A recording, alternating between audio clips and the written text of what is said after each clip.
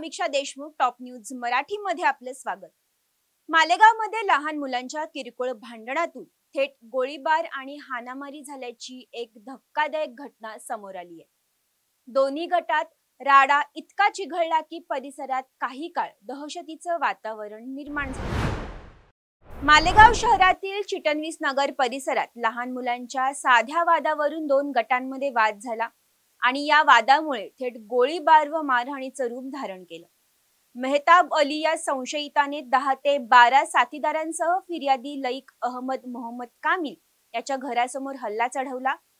मेहताब अलीने दोन्ही हातात पिस्तूल घेऊन फिर्यादीच्या दिशेने 2 गोळ्या झाडल्या, मात्र फिर्यादी खाली बसल्याने तो थोडक्यात बचावला। यानंतर आरोपींनी लाथाबुक्क्या व लाठीने मारहाण, फिर्यादीच्या घरात घुसून तोडफोड, तर इतर आरोपींनी तलवारी फिरवत दहशत निर्माण केली असल्याची माहिती समोर आली आहे। या हल्ल्यात घराबाहेर उभी असलेली मोटरसायकल पाडण्यात आली, काही चारचाकींचं देखील नुकसान झालं। तसेच फिर्यादीचा मोबाईल व 50,000 रुपये रोख रक्कम गायब झाल्याची तक्रार नोंद झाली आहे। घटनेनंतर पोलिसांनी तात्काळ धाव घेत मुख्य आरोपी मेहताब अलीला अटक केली आहे, तर त्याच्या इतर साथीदारांचा पोलिसांकडून शोध सुरू आहे। या प्रकरणी आयशानगर पोलीस ठाण्यात गुन्हा दाखल करण्यात आला असून पुढील तपास सुरू आहे।